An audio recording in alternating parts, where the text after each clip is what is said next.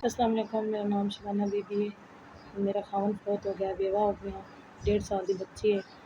बेवा होके पेके बूहे ते आ गई। अम्मी अब्बू फौत हो गए। एक भरा है, ओहदे बूहे ते आ गई। वो आप बच्चों वाला है ते वो मेरा भी नहीं खर्चा अफोर्ड कर सकता। अपने बच्चों का बहुत औखा होके करता है।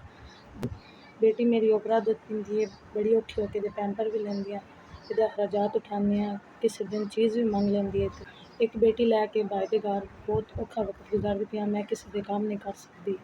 अजे मैं आप जवां जाना बाहर नहीं जा सकती। लोग फिर गल्लां करनगे। प्यार चला रखा है, वक्त तो गुजारती पई पर बड़े औखे होके वक्त गुजारती पई।